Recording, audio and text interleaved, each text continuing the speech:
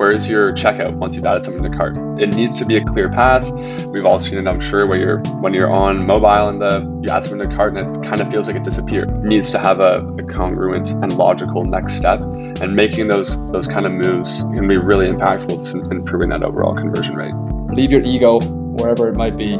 Go through the landing page that you've just sent this customer to and see if it actually makes sense and see if it's actually going to scratch the itch that they were hoping to get by clicking that ad. So having that continuity the whole way through and the messaging that brings them through from the point in which they've been curious about it to the point in which they're literally typing in their credit card details is a super, super important play.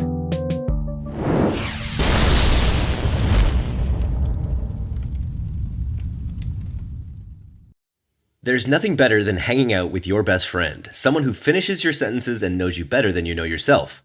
It's time for retailers to be their shoppers' next best friend. With Bluecore, brands can match shoppers with the products and offers they want to see next across all digital channels, including SMS. So put the power of a personal shopper in your shopper's pocket. Visit Bluecore.com to see how brands like Noble, Express, and Bliss are making shopping fun again and becoming their shoppers' next best friend.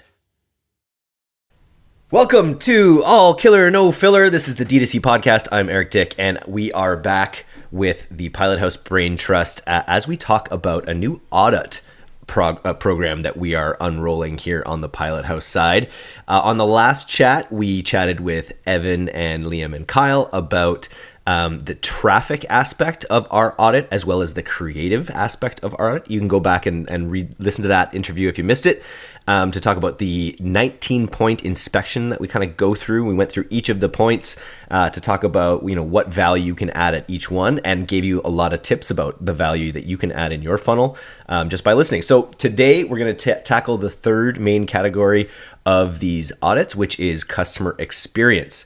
And that starts with CRO. Kyle, why don't you kick us off? Because you have been optimizing conversion rates since we worked together before 2010. You've built products around conversion rate optimization. A lot of what Pilothouse does is centered around this ability to optimize traffic flows.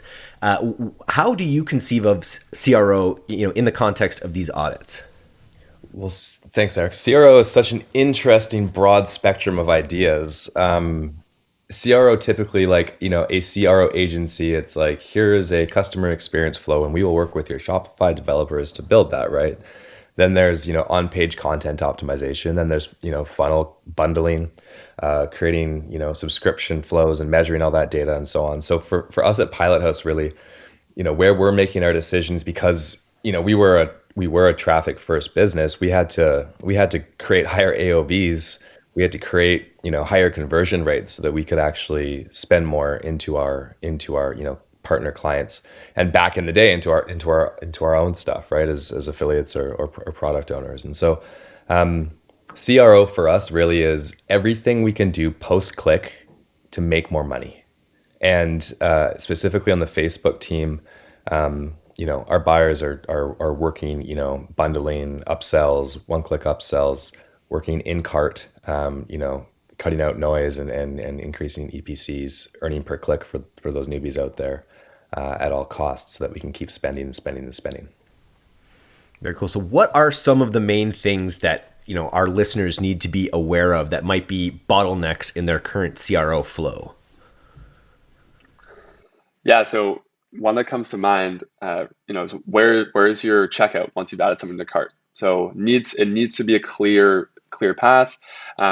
Sometimes it's we've all seen it, I'm sure, where you're on mobile and maybe it's optimized on their actual desktop version of their site. But when you're on mobile and you add something to cart and it kind of feels like it disappeared. That's a great example of a bottleneck. It needs to have a congruent and logical next step. And making those kind of moves can be really impactful to improving that overall conversion rate. And like Kyle said, make you more money at the end of the day. We always talk about pre-sale content, essentially, whether it's through our courses or we talk about it on the podcast all the time. And hearing Kyle kind of preface CRO, are we thinking mainly about CRO through landing pages in paid acquisition funnels, or are we also talking about the CRO of someone's organic website? We're holistic now. We're vertically integrated in terms of services offered because obviously, well, one, it's easier for, our accounts to work with one partner. So we've centralized it all. And so our business is actually broken up in terms of CRO. We have our post-click, traffic teams, which are managing landing page builds, bundles, and whatnot. But then we also now offer, and have for the last year or so, but Shopify builds, where we actually take the learnings from those early tests, and then we move those into the other team where they're actually building, taking those learnings and implementing them into partner sites. So it's kind of like a two-pronged approach, but it works quite well with our testing philosophy. Very cool. So with these landing pages, I know, part of this audit is we review, all funnel material. What are we looking for? And what can our listeners take in terms of what we're looking for in these pre-sale pages, Evan? Yeah, for sure, Eric. I think the first thing that I always look for, whether it's pre-sale page or whether it's just straight to site, is just making sure that, and it's going back to like your marketing 101 stuff and thinking about the customer journey and the user experience as they go through it, right? You want to make sure that the message you're trying to get across there's continuity in the message you're trying to get across from as soon as they click the ad and they've just first heard about your brand potentially on Facebook or Instagram to the point that they're checking out. How do you do that? It's literally going through doing your own audit of your own flows right now, right? Go into your ad library, click some of your ads, go through it, see where that ad brings you, and try to separate yourself, leave your ego wherever it might be, and go through the landing page that you've just sent this customer to and see if it actually makes sense and see if it's actually going to scratch the itch that they were hoping to get by clicking that ad. And then once they start going through that and you start looking at the content you're giving them then and seeing all the different value you're trying to provide and talk about the product or service you're selling, you'll start to get a much better idea of whether or not, or you'll be able to connect it a lot more to the data that you're seeing on the back end. And then after the landing page, right? So on your landing page, you're going to have some really strong copy. You're going to be getting across, overcoming objections, really going into the USPs of the product, probably adding a little bit of urgency as you start getting down towards the end of the page. And then even when you bring them to, whether it's like a preloaded cart or whether you bring them to Shopify or wherever it might be, it's continuing that same message, right? Like you might be talking about some promo code or offer along the landing page and even in the ad. But then when they get to the checkout page and suddenly that promo code isn't there or the offer isn't there or there's something that's caused some kind of confusion, that's where you're going to see people start dropping off.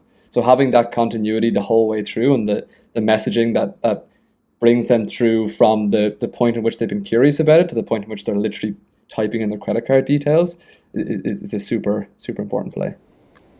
Well said, Evan. What happens a lot of the time, depending on, how many partners are involved or, how dynamic the team is, there's usually a disconnect from like the ad through to kind of that process. And to Evan's point, tying that all together using your, that best narrative that brought your customer in from that ad and pushing that all the way through into the cart makes a big difference. And so well said, Evan. Yeah, and like people. One thing Sorry, Eric. Sorry, go ahead, Evan. I was going to say, like ultimately what you're trying to do on Facebook and Instagram is get people off the platform, right, and into your funnels.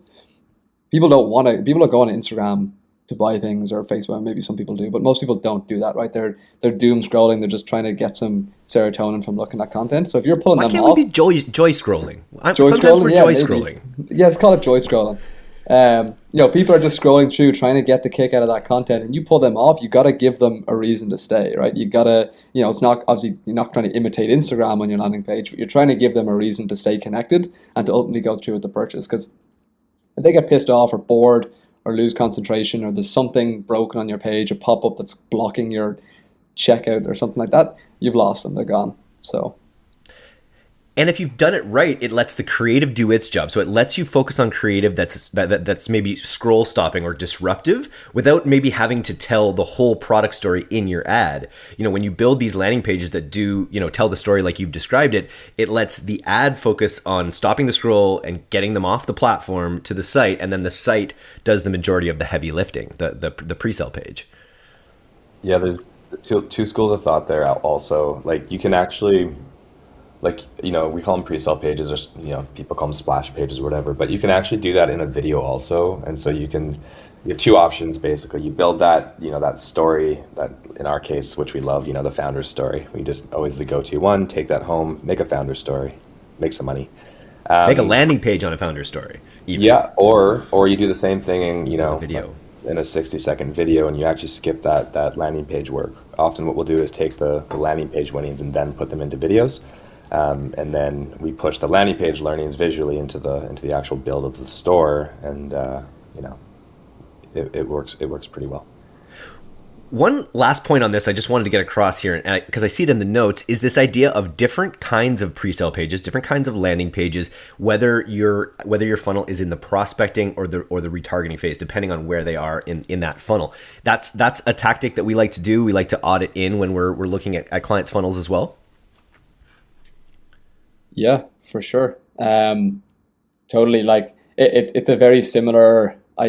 It's a similar enough mindset and approach to the ad side and the ad strategy side. What we would generally look at is for those top of funnel prospecting customers, the main priority of that landing page or pre-sale page, whatever you want to call it, is to just get the information across, right? Keep people engaged, get people informed, and really explain to people why it is they need this product, or they need this product in their life, or why they want to get it. But you always leave a little mystery at the end there so that you get them into the next space. 100%, right above the fold, just a little bit of a taste, a little bit of curiosity. You don't want to give all your information away straight away, right? It's like going back to the metaphor in the bar. That's one more quick takeaway. So if you're looking at like your sequence on platform through all the way to your cart, like you want to leave a little carrot, like you leave a little breadcrumb trail going through each thing, and that just ties back to that continuity. If you have mystery or a little bit more to discover on each step, your click-through rates increase, and when your click-through rates increase 30%, you made a lot more money. Just like a Hardy Boys novel, they ended every chapter on a hook, and that's how they kept me reading for all those years. So like literally every show on Netflix. Literally every show on Netflix. It's down to it's science. A formula. It's the exact same formula. Tax season is over, but that doesn't mean your e-commerce company shouldn't stay on top of things. It's a hassle trying to find a strategic tax advisor that can ensure you have the right financial data needed to make critical business decisions. Look no further. The veteran team at 1-800-ACCOUNTANT has your back. Boost your profitability with 1-800-ACCOUNTANT, America's largest virtual accounting firm. They have the on-demand accountants you need to formulate your year-round tax strategy. They offer an entire suite of professional services, including payroll and bookkeeping, to make sure that your I's are dotted and T's are crossed. Get started today by scheduling a free appointment at 1-800-ACCOUNTANT.com/DTC. Speak to an expert who will show you how to get the most out of your business year-round. That's 1-800-ACCOUNTANT.com/DTC to schedule an appointment now. So I feel like we've covered pages and site builds. What are we looking at next in terms of these funnel audits for the CRO side of things? So the next thing I really want to touch on here is offer. And to be honest, like just speaking from experience, so far this year, offer level changes have been the main needle drivers for me, like what's actually really changing performance. It's especially important if you have a larger, collection or ability to create different combinations of offers and products. But really asking that question of like, is this product that I'm selling something that is in the realm of impulse buys? Like, could someone buy this in a direct response kind of way, or is it going to require a longer consideration phase? Maybe it's just based on the average order value or many potential reasons. One of the things you can do, and this is especially relevant if you're a CPG brand or you have a store with bundleable products, is to create compelling offers and to try and position them as, like a starter pack or the first time purchase aligned type item that's specifically catered for someone who is, whether it's doom scrolling or, joyful scrolling, like they're just seeing it and like you're trying to align with where they're at and acknowledging the fact that realistically, especially if it's a prospecting ad, it's just the first time that they're getting this information. An analogy I think I gave the last time I was on the DTC podcast was sometimes the best way to sell someone coffee is to sell them coffee creamer first, because coffee is notoriously brand loyal. There's a ton of brand affinity. You're up against the main obstacle you're up against selling someone coffee is the coffee that they already have in their cupboard. Like, people don't want to switch. And so if you can think about your brand like that, what are the aversions that people have to buying? Is it because it's something new that they are already interested in? Well, what's your Trojan horse? And then you can start to deliver those, maybe higher value product offers like down the road. I love that, But Liam. Just in that, yeah, in that vein, I know recently, working with just this idea of a Trojan, or it's not even a tripwire. It's just a really interesting product that could be impulse, low price point. You come in, you get through the funnel a little bit, but we built this flow where super cool garlic press, really innovative, sounds simple, and put him to a landing page. The whole top half of the landing page is about how amazing this garlic press is, right? And you go down a little bit more, a little bit of a founder story, and then it's like, oh damn, these guys do a bit more. And then we bundled up. It's like outfit your whole kitchen, and then we did, we had the garlic press at the top, and then we had 3 different bundles with different wholesale pricing or whatever. And those bundles were 4 items, which included the garlic press, 7 items, which included the garlic press, and call it 9 items, right? The whole kitchen. And our AOV went instantly up, our conversion rates were up, and the teams, I think, doubled the EPC on that specific campaign and flow. So really, really good shout there and good takeaway if you have multiple SKUs.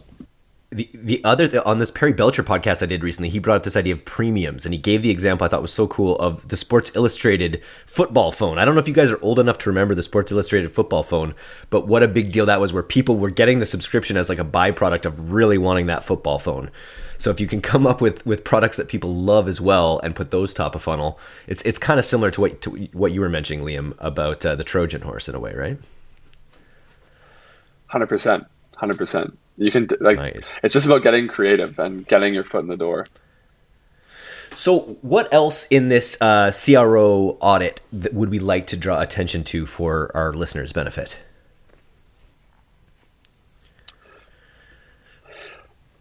It could be a good segue just into the promotions piece. So I know we've covered a lot of the CRO stuff, but There's probably I a think few more we have to hit there. The one that we have to hit in CRO is page speed. I know this is it's like the hidden iceberg of would sinks probably a lot of campaigns out there. What wisdom do we have around page speed? How fast do our pages have to be? As fast as possible you can with the resources you have around you, basically. There's things that you can do, like don't load YouTube videos in the actual page itself. Load it in a pop-up on that page. In that pop-up, the video can play, and underneath that, you have a call to action inside of that too. So you have like a funnel within a funnel. That's a really good hack. That'll decrease your load times drastically. Basic stuff like image sizing and whatnot. There's some new tech out there, Loadie files that load quite quickly, so you can get your animations done that way. The designers and creatives out there listening, but I'm sure most of the marketers don't know this yet. I just discovered it myself this month, and I'm pretty hands-on.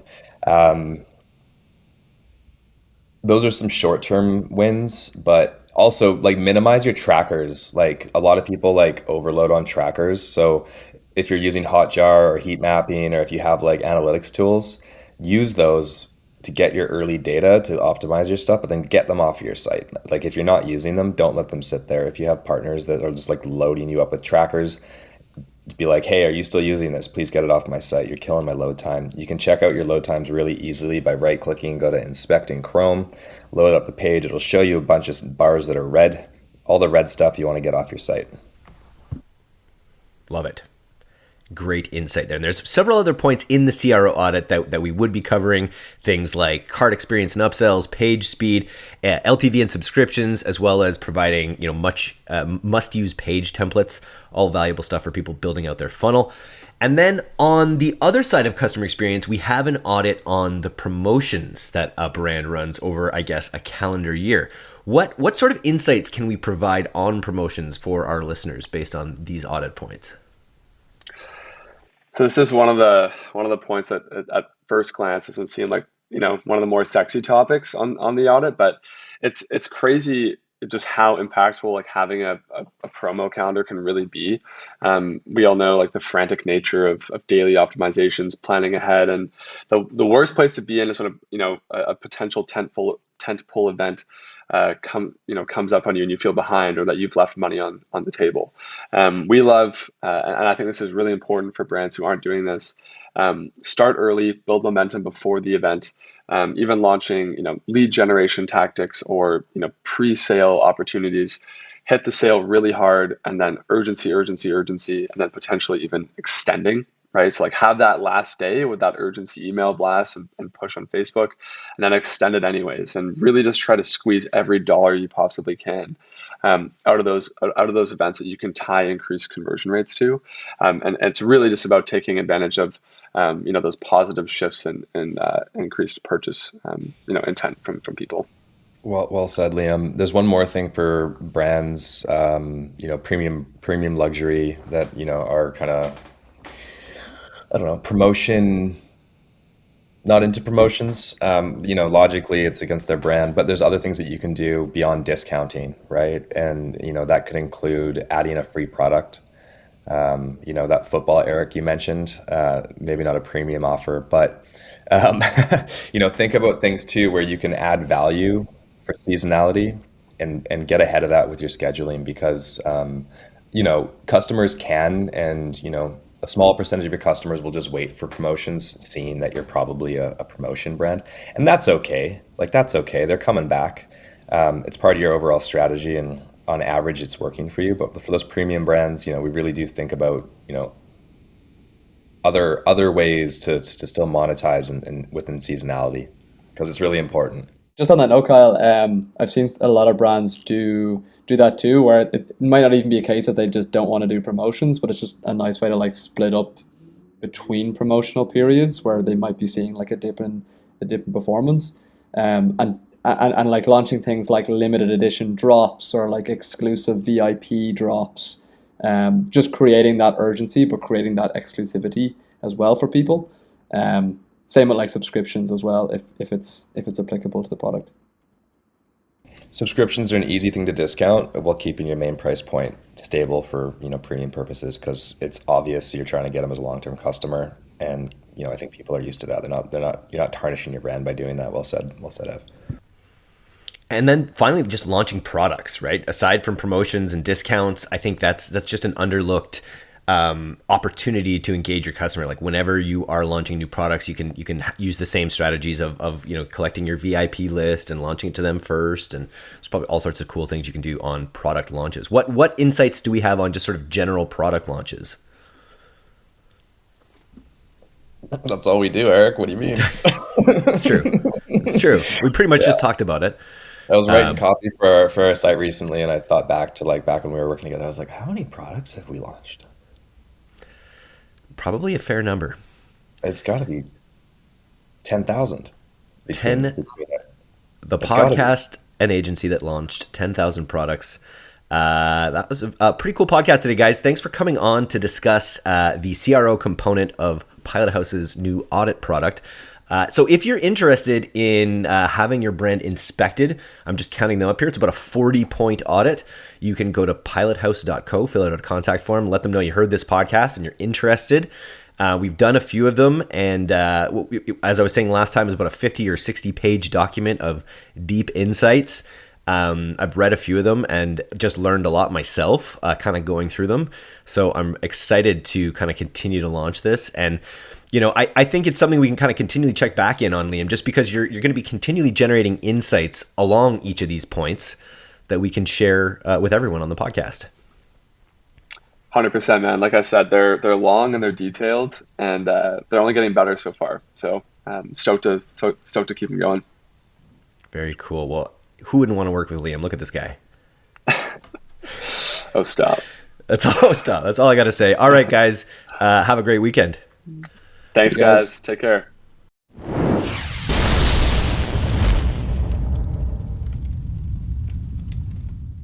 Thanks so much for listening to today's episode. If you're not a subscriber to our newsletter, you can do that right now at directtoconsumer, all one word, .co. I'm Eric Dick, and this has been the D2C Podcast. We'll see you next time.